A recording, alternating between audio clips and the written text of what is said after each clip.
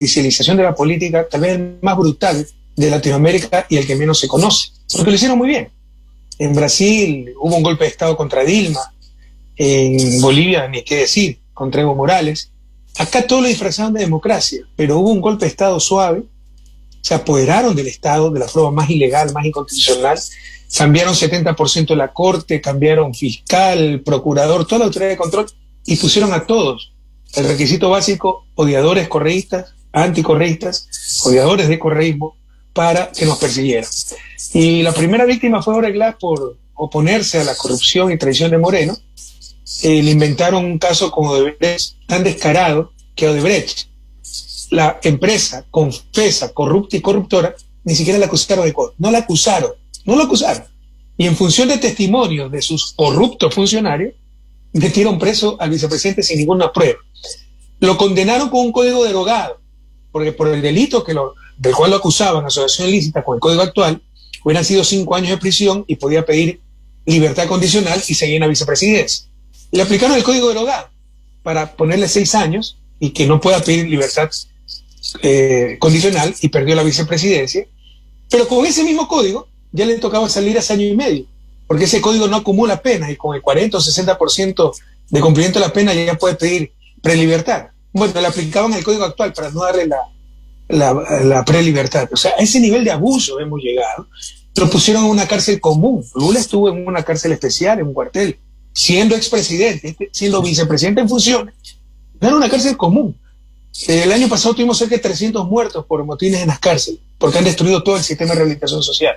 Se nos dañó un hombro cuando lo evacuaban porque se rebaló un charco de sangre. Eso es lo que ha tenido que vivir el vicepresidente constitucional de la República del Ecuador, y el mundo no lo sabe. Lo que ha sucedido el sábado de noche, un estricto acto de justicia, pero obviamente viene la arremetida mediática del poder estatal capturado por estas élites para tratar de revertir la libertad de Jorge. Entonces debemos estar muy atentos. Es un motivo de alegría, pero no estamos confiados. Hay una gran preocupación porque esta gente no tiene límites ni escrúpulos y quiere acabar con la libertad, la reputación y la misma vida de Jorge Glass y, bueno, de todos los dirigentes correístas. Qué tremendo, ¿verdad? Ahora dime una cosa, hace un tiempo también, en marzo, creo que el 10 de marzo, la Asamblea Nacional concedió la amnistía para 268 activistas y líderes. O sea, hay un cambio de clima porque está lo de Jorge Glass, pero un mes y medio antes, un mes antes, se había producido esta amnistía. ¿Cómo ves eso? ¿O es simplemente maniobra? Son coyunturas, no te engañes. Y esos son mitos que hay que derrumbar. Por ejemplo, en esa mayoría que se conformó para las amnistías está Pachacuti, que es la expresión política del movimiento indígena, que han sido los principales aliados del neoliberalismo, son de nuestros principales rivales, ¿no? Se prestan para cualquier cosa. Entonces, en esta oportunidad votamos juntos porque ellos también tenían perseguidos por las protestas de octubre del 2019. Pero es una coincidencia coyuntural, debemos tener los pies bien puestos sobre la tierra. O sea, es muy difícil confiar en esos partidos de alquiler, que son los indígenas. La izquierda tiende a mitificar a los indígenas como tendemos a mitificar a todas las víctimas. No, a las víctimas no hay que mitificarlas. Los indígenas han sido víctimas de exclusión, de explotación, de despojo. Pero no por eso tienen supremacía moral sobre el resto, no por eso son el ejemplo a seguir en todo, no por eso tienen todas las respuestas, incluso antes de saber las preguntas. Y la dirigencia indígena está totalmente infiltrada, muchas veces se ven de mejor postura, es algo muy duro, muy difícil, como la dirigencia sindical tradicional también en Ecuador. Entonces fue una coincidencia coyuntural porque muchos partidos políticos teníamos perseguidos injustamente, muchos de ellos, no todos, porque sí hubo gente que cayó en actos de violencia, eso es ilegal, pero muchos perseguidos injustamente, sobre todo nuestros dirigentes, que fueron acusados sin ninguna prueba, como siempre, encarcelados, perseguidos, dignidad de elección popular, los metieron presos, les trataron de robar sus cargos y felizmente con la amnistía pues todo quedó ya insubsistente, pero fue una coyuntura, una coincidencia coyuntural, ¿no? Creamos que es una mayoría consolidada en función de principios, un programa, porque eso es muy difícil de lograr con estos partidos que van en función de la marea. Claro, dime una cosa, ¿esto alcanza también a los exiliados ecuatorianos, por ejemplo, en Ecuador? ¿No? O sea, no, solo fueron amnistías por las protestas de octubre y me parece también que por otros casos anteriores de protestas, desde mi gobierno incluso, ¿no? Porque por eso te digo, no están todos los que son ni son todos los que están, porque si hay cosas que son ilegales. Recuerdo cuando a un grupo de indígenas se les metió un juicio porque cerraron carreteras, secuestraron un policía, lo vistieron de mujer, lo torturaron, lo dejaron inconsciente y despertó sin que se dieran cuenta y pudo huir. ¿Qué tienes que hacer en un Estado de Derecho? Tienen que responder por ese crimen, ¿no? Y que ahí sí criminalización de la protesta social y todo el linchamiento mediático, ¿no? Para tergiversar las cosas. Entonces me parece que han recogido, estoy casi seguro que han recogido todos esos casos, pero básicamente de protesta. No con lo que acusaron a nuestros compañeros, por ejemplo, se inventaron casos de corrupción como el de Odebrecht, ¿no? Y también hay casos de rebelión, con el cual acusan, por ejemplo, a Ricardo Patiño por un discurso que dio en un evento partidista interno, ni siquiera público, o de lo que se acusó a Gabriela Rivadeneira, expresidenta de la Asamblea Nacional. Esos casos no han sido recogidos. O sea que ellos continúan en el exilio. Sí. Y tienen asilo en México, con lo cual se reconoce que son perseguidos políticos. Y el caso de Guillaume Long también está incluido en esta categoría. Creo que Guillaume no tiene orden de prisión, ni tiene juicio penal. Seguramente tiene investigaciones. A todo mi gabinete han perseguido. O sea, solo en casos penales debemos tener unos 400 casos entre todo el gabinete. Y si le suman los casos de contralorías, administrativos, civiles, multas, son miles de miles. Lo único que deben estar contentos con el neoliberalismo, con Moreno y con Lazo, son los abogados. Porque todos hemos tenido que gastar fortunas en abogados, perdiendo casas, carros, nuestros escasos bienes por pagar nuestras defensas. Pero hasta donde tengo entendido, pues, a diferencia de Ricardo Patiño, no tenía ninguna orden de prisión. Probablemente tiene algún juicio penal, pero no conozco. De tener juicio, estoy seguro que lo tiene. No sé si tiene juicios penales. Y en tu caso ahora, con todos aquellos juicios que son radicados en Bélgica, ¿hay alguna novedad? Yo tengo 49 juicios penales. ¿Cuántos? Tengo 49, ni 49, ni Pinochet, ni el Chapo Guzmán, ni Al Capone juntos tenían tantos juicios. Ya uno se ríe por no llorar, pero es una barbaridad y el mundo no lo sabe. Y el juicio, con esto, con el lawfare, la judicialización de la política, debe entender a Argentina, debe entender a América Latina, debe entender el mundo, que no solo nos roban nuestra tranquilidad, nuestra reputación, nuestra libertad, como hicieron con Jorge Glass, con Lula, nos roban la democracia. Porque no sé si ustedes conozcan que el juicio de sobornos por el cual me condenan a 8 años, me quitan los derechos políticos de un inicio por 25 años, después tan solo por 8 años, lo sacaron definitivamente, la sentencia se comunicó 17 de septiembre a las 8 de la noche del 2020, no 17 de septiembre del 2020. ¿Por qué? Porque al día siguiente me iba a inscribir como candidato. Tenía inmunidad y podía regresar al país y le ganábamos las elecciones, impidiendo que yo sea candidato, impidieron ser candidato a vicepresidente, porque exigieron presentación personal de la candidatura. Eso es inconstitucional. Si un migrante quiere ser vicepresidente, ¿por qué lo obligan a regresar al país a inscribirse? O sea, pero era para impedir mi candidatura. Lo que no podían impedir es que participara como asambleísta por los migrantes, porque por definición ahí uno se puede inscribir en el exterior. Y con eso tenía inmunidad y podía regresar al país, participar en la campaña. Pues sacaron horas antes de la inscripción de mi candidatura esa sentencia definitiva para quitarme los derechos políticos e impedirme participar. Y esos fueron los factores claves por los que perdimos las elecciones. No había dirigencia, no había cohesión y fue un desorden. De todos modos podíamos ganar. De hecho, era casi imposible perder, pero por nuestros propios errores perdimos. Pero no nos olvidemos que impidieron que sea candidato, impidieron mi regreso al país. Es decir, la causa profunda de esa derrota el año pasado, 11 de abril estamos grabando esta entrevista y se cumple un año de esa derrota, y la causa profunda es el lawfare. Impidieron que los principales dirigentes de Revolución Ciudadana regresemos al país y participemos como candidatos. Entonces, tengo 49. Ese juicio fue en plena pandemia. Acuérdate que en el 2020 el mundo estaba en crisis. Por decisión del Consejo de Captura, habían suspendido todas las causas penales. Todo estaba suspendido, 2.000 causas, menos el nuestro. Los abogados se enfermaron de COVID, los obligaron a asistir, ¿no? Y a una velocidad sin precedentes, a tal punto que sentencias de 800 páginas las hacían en 2 semanas, supuestamente, entre comillas, y la casación, la última etapa de ese juicio, ahí involucraron como a 20 personas, ¿no? Me acusaron de dirigir una organización criminal dedicada a los sobornos, y como no tenían pruebas, yo te puedo mostrar la sentencia, dice que dirigía por influjo psíquico, o sea, por qué sé yo, radiaciones, no sé. ¿no? Pero influjo psíquico, así dice la sentencia. En todo caso, como 20 personas involucradas, la última etapa se llama casación. La sacaron en 14 días laborables. Una casación en Bélgica demora más de un año. En 14 días laborables, para tener todo listo, ¿no?, horas antes de mi institución. O sea, no es evidente, es descarado. El lawfare, la persecución es descarada, pero el mundo es indiferente y mira hacia otro lado. Si esto hubiera sucedido en Nicaragua, en Venezuela, hubiera dado la vuelta al mundo. Pero es como es contra nosotros, el mundo ni siquiera se entera. Son 49 causas, ¿eh?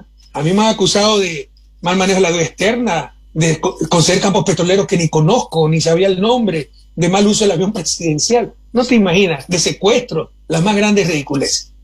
Qué tremendo, qué tremendo. Pero bueno, es bueno saber eso y vamos a difundir esta verdadera aberración jurídica. Ahora, dime una cosa, ¿cuál es tu balance del gobierno de Lasso así en este primer año? ¿Crees que...? Miren, muy sinceramente, para mí ha sido una gran decepción. O sea, es uno de los tipos más ricos del Ecuador, ha participado en todos los gobiernos, en todos, desde que tengo uso de razón. Porque sí, de los 90 por lo menos, ya era gobernador al principio de los 90, bueno, mediados de los 90 tal vez con Yamil Maguad, después fue asesor, también fue ministro de Economía con Yamil Maguad, fue asesor con Lucio Gutiérrez, era muy cercano colaborador de los gobiernos locales de Guayas y Guayaquil, entonces fue presidente de la Fundación Terminal Terrestre. Tengo esa razón, el tipo está en la palestra pública, supuestamente exitoso de acuerdo a los estándares del establishment, porque hizo bastante billete, para mí son de ser exitosos, dirigió acertadamente un banco. Uno dice, está preparado, buscó 10 años ser presidente, su tercera elección.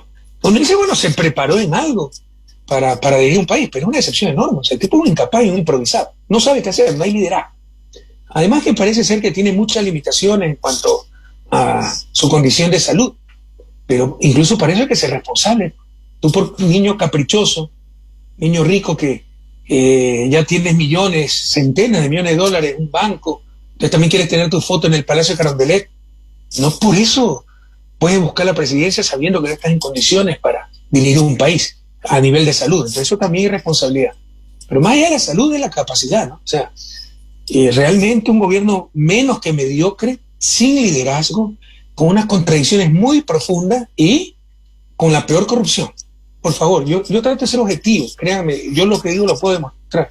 La peor corrupción es utilizar el poder político no para el bien común, que es la única legitimación del poder político, el bien común, sino utilizarlo para beneficio personal o grupal. Esta gente está saqueando el país. Por ejemplo, pasaron una ley para eliminarse los impuestos a la herencia. Son sus herencias, ¿no? Pasaron una ley para que los que habían evadido puedan regresar sus capitales al país pagando solo 3.5% de impuestos, cuando se hubieran declarado esas utilidades y esa plata que sacaron, en el cual hay que pagar 15% de reparto de utilidades, y sobre eso, sobre el saldo, se paga 25% de impuesto a la renta, es decir, una carga de 36.25. Premian a los corruptos, haciéndoles pagar solo 3.5, y a los empresarios honestos que sí declararon todo, les hacen pagar 36.25.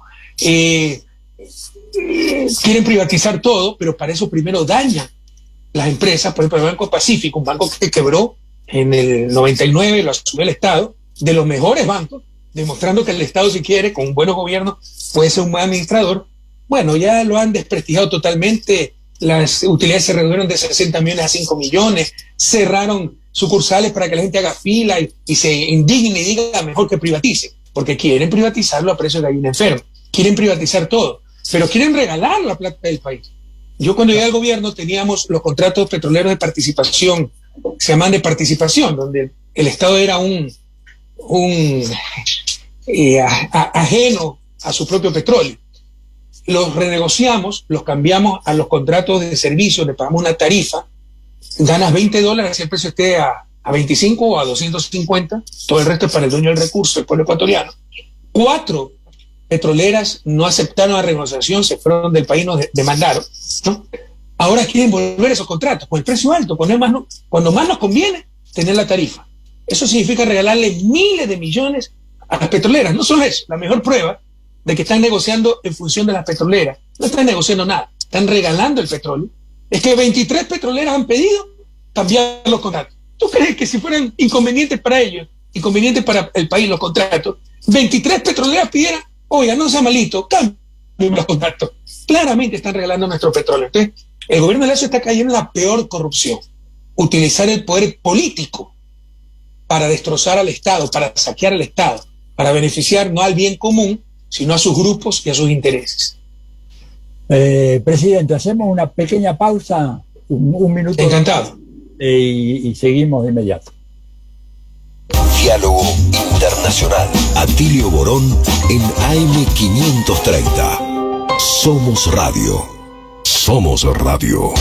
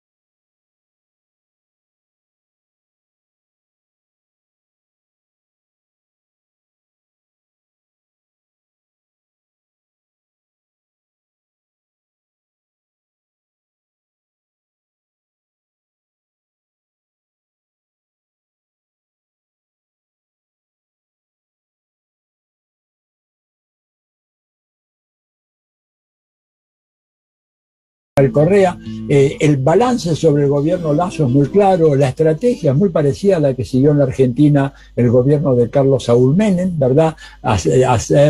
Deteriorar a las empresas públicas para luego privatizarlas a precio absolutamente regalado y cambiar la estructura socioeconómica del país. ¿Qué pasa con la oposición? ¿Ves que hay un proceso de reagrupamiento, de reorganización?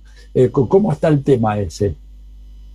Mira, no te engañes, Atilio, y no quiero caer en soberbia, pero la única oposición somos nosotros. En realidad, la Revolución Ciudadana ya es una gran alianza, ya es un gran frente, porque hay muchas tendencias en la Revolución Ciudadana. Hay gente hasta el centro derecho, honesta, ¿no? Con principios, hasta la extrema izquierda, siempre y cuando tengan como objetivo ese servir a la gran mayoría, la obsesión que debemos tener todos los políticos latinoamericanos, que superar definitivamente su desarrollo después de 200 años de ser repúblicas independientes, de haber permanecido en el retraso, en la pobreza. Entonces es un gran frente y somos la oposición. Algunos nos dicen no, pero con Pachacuti, la izquierda democrática, partidos que en el membrete o en sus estatutos, en sus principios se dicen de izquierda, pero no son de izquierda. Créeme que son oportunistas las políticas, se prestan al mejor postor. Eso lo debemos entender. Ahora, sin soberbia, tenemos por nosotros mismos la suficiente fuerza para ser mayoría. ¿Qué es lo que hicieron? Como sabían que le íbamos a ganar las elecciones legislativas y casi seguro las presidenciales, cambiaron la ley.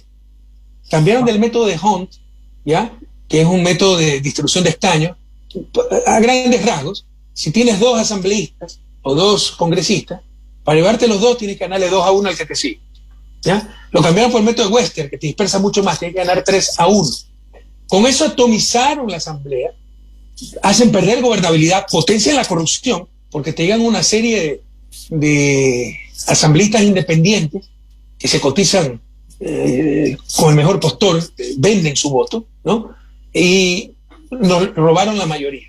Pero sin ese método, tal vez no hubiéramos logrado mayoría, pero muy cerca de la mayoría por nosotros mismos. Entonces, se trata de hacer crecer esa revolución ciudadana, porque créeme que tener un acuerdo de largo plazo con los niveles de partidos políticos que sí sean progresistas, de izquierda de Ecuador, es terrible. O sea, no hay valores, no hay principios, no hay coherencia. Bien. Dime una cosa, en el momento actual estamos enfrente a una verdadera catástrofe, o dos, ¿verdad? Primero la pandemia y ahora la guerra en Ucrania. ¿Cómo crees que la guerra en Ucrania va a impactar sobre los países de América Latina? Se habla mucho del tema del precio de las commodities, del gas, del petróleo, los alimentos, una inflación, ¿verdad?, generalizada, Estados Unidos con niveles de inflación inéditos en 40 años. ¿Cómo puede repercutir eso sobre los pueblos de América Latina y sus ansias de emancipación social y política? Los efectos son heterogéneos. Obviamente para los países exportadores de petróleo nos conviene, Ecuador, Venezuela, México.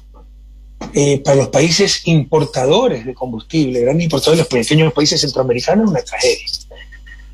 Nuevamente, ¿no?, uno no sabe si reír o llorar, es tragicómico. Nosotros tuvimos muchos años el más alto nivel de inversión pública de toda América Latina, digamos a 14% del PIB, solo inversión pública. Y decían que era por los altos precios del petróleo. Ahora este señor tiene más altos precios del petróleo y no hace nada. Y hay todo un relato diciendo que los altos precios del petróleo nos perjudican, no nos benefician, porque suben muchas otras cosas. Tienen razón. No es que si sube $50 el barril de petróleo ganamos $50 netos, se gana mucho menos, pero se gana. El balance final es positivo si eres exportador petrolero. Entonces, a esos países les conviene entre comillas, les beneficia la coyuntura actual muy dolorosa por la guerra, ¿no?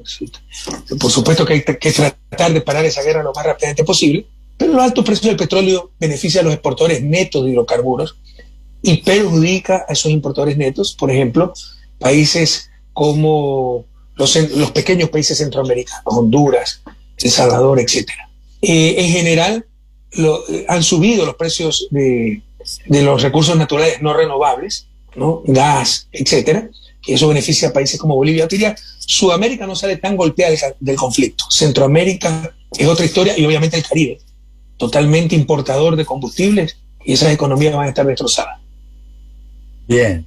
¿Y tú crees que, por ejemplo, esto de alguna manera le da más aires a López Obrador, por ejemplo, que hace apenas unos días, el domingo pasado, obtuvo una victoria importante, si bien no se llegó a tener el caudal de votación necesario para hacerla obligatoria, ¿no es cierto?, la resolución, pero claramente salió muy, muy favorecido en las urnas, con más del 90% de la gente apoyándolo. Digamos, ¿cómo puede impactar esto sobre las perspectivas de una elección de Lula en Brasil en octubre, o de Petro ahora en mayo? ¿Te parece que esto puede tener un impacto, jugar a favor? No creo, porque no se lo va a relacionar con ellos. Claro, Colombia también exporta carbón, algo de petróleo, y le va a beneficiar la coyuntura actual en términos generales. Brasil es más ambiguo el efecto, pero ¿eso qué significa? Que Duque podría hacer con esos recursos mejor obra para su línea ideológica, pero ni siquiera tienen esa sagacidad. Entonces, no creo que afecte mucho, porque no es que lo relacionan con las elecciones al menos y con los respectivos candidatos, ¿no? Sobre el López Obrador hay que estar atento porque yo creo que sí hay que meditar sobre ese resultado y la iniciativa que tuvo AMLO. Solo fue a votar 18% de la gente y la oposición lo que dijo es no vayan a votar. Eso se puede leer como un triunfo a la oposición, porque la oposición llamó a la abstención y solo ha habido una participación del 18%. O sea, López Obrador ha sacado 90% del 18% de los votos. Sí, sí, o sea, eso es un porcentaje bastante bajo. Sí, de todas maneras, un poco creo que no había antecedentes en México de referéndum revocatorio, ¿verdad? Esta es la primera vez. Sí existe en Bolivia, sí existe en Venezuela. Ahora, la otra cosa, nos sorprendió mucho a los observadores de esta situación actual ver al gobierno de Joe Biden enviando comitivas para conversar con Nicolás Maduro y con el gobierno de Irán, seguramente por el tema del petróleo. ¿Cómo interpretás un poquito esa movida tan rara? Porque para Biden el presidente era Juan Guaidó, y ahora resulta que en vez de ir a hablar con Guaidó, pudo ir a hablar con Maduro.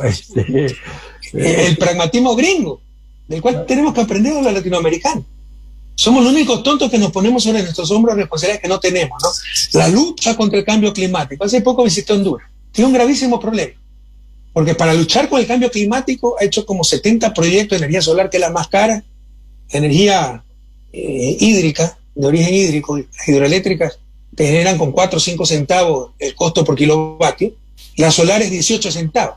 Y han hecho contratos que obligan al Estado a comprar esa energía más cara para cuidar el medio ambiente, cuando somos contaminadores marginales, cuando la ONU te dice, sí, son responsabilidades comunes pero diferenciadas. De lejos, el contaminador más grande del mundo per cápita es Estados Unidos. En total es China, pero por habitante es Estados Unidos. Entonces, todos tenemos responsabilidad de cuidar el planeta, pero también tenemos responsabilidad de sacar a nuestro país de la pobreza, que no nos pongamos pesos que no nos corresponden. Entonces, debemos aprender del pragmatismo de los gringos. Ellos definen sus intereses.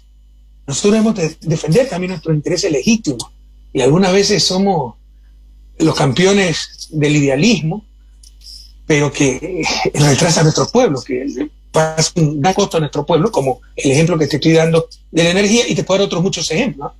Claro. El nuevo colonialismo, el colonialismo cognitivo, tú lo sabes muy bien, tú eres académico. Lo vivimos en la pandemia. Mira cuánto necesitábamos las vacunas y no producíamos vacunas, ¿no? Y tenemos que estar rogando que no son malitos, denos unas vacunitas ahí, por caridad, por el amor de Dios. Entonces, pero en nuestros países tienes hasta prisión si no respetas las patentes. Cuando esos países se desarrollaron copiando patentes, Estados Unidos, Suiza, todos esos países, leas a Yun Chan, seguramente lo conoce, un gran historiador económico, ¿no?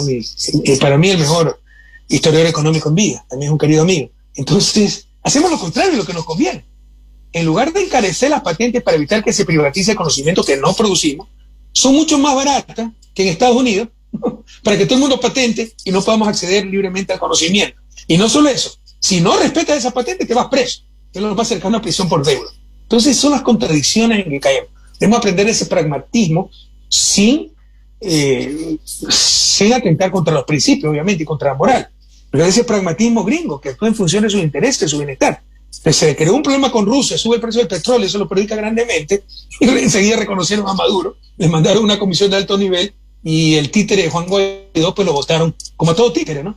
Cuando ya no sirve, porque finalmente solo son cartón y trapo viejo, los títeres. Y lo mismo con Irán. Entonces, si algo debemos aprender de los gringos es su pragmatismo. Ojalá sea una lección a tomar en cuenta. Además de otra cosa, para todos los que con entusiasmo van a marcar tarjeta cada vez que la embajada o el gobierno de Estados Unidos dice algo, entendamos de una vez por todas que ellos son los que deciden quién es bueno, quién es malo, cuándo el bueno se convierte en malo y cuándo el malo se convierte en bueno, en función de sus intereses, no en función de la justicia ni de la verdad. Tú analizas todas las intervenciones de Estados Unidos en América Latina. Todas son en nombre de la libertad, la justicia. El único denominador común son sus intereses. Porque así como han ido supuestamente a arrojar dictadores, han ido a imponer dictadores, todo en función de sus intereses.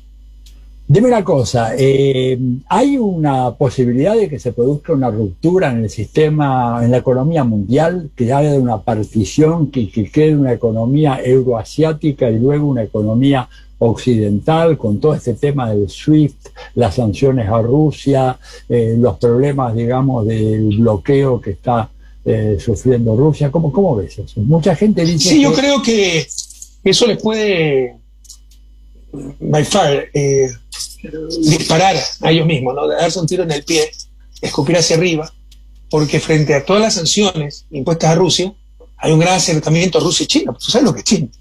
Sí, ellos claro, tienen capacidad para crear su propio sistema interbancario mundial, porque es verdad, el SWIFT depende de Estados Unidos, que cierra la llave y ese país queda aislado, ¿no? Que es lo que le están haciendo a Rusia, le han hecho a Venezuela y otros países. Entonces, con estas crisis, lo que hacen es empujar las condiciones para que finalmente ciertos países digan, bueno, ya basta, empecemos algo nuevo, y creo que eso puede suceder. Hay un gran acercamiento Rusia-China y otros países que siempre han sido cercanos a estos dos que mencioné, y sí, se está hablando mucho de crear otro sistema interbancario a nivel mundial alternativo al SWIFT, depende totalmente de Estados Unidos. claro, porque además Estados Unidos, con la complicidad de los gobiernos de la OTAN, por ejemplo, han hecho posible incautar grandes reservas, por ejemplo, en este caso de Rusia, se habla de 300.000 millones de dólares que se han apropiado y que evidentemente constituye un acto de latrocinio a nivel internacional, ¿no? Y les prohíben las transacciones. O sea, te cierran la llave y ya no tienes cómo hacer un pago de Ecuador a Bélgica. Entonces, y te impide el comercio internacional. Es una enorme dependencia.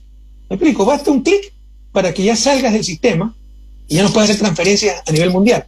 Entonces, esto está demostrando la vulnerabilidad, la dependencia con respecto a Estados Unidos, que es el país más poderoso del mundo. Como te decía hace un momento, responde a sus intereses. No es que responde a la justicia mundial, que no existe, ¿no? Y eso puede empujar a que se creen sistemas alternativos.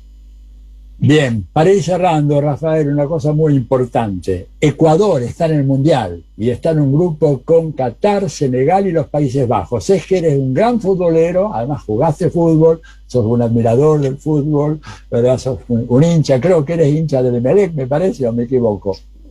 Todos los que sabemos de fútbol en Ecuador somos hinchas de Emelec. Somos una minoría. Tengo que confesar que es lo único que no estoy con las grandes mayorías. Ajá.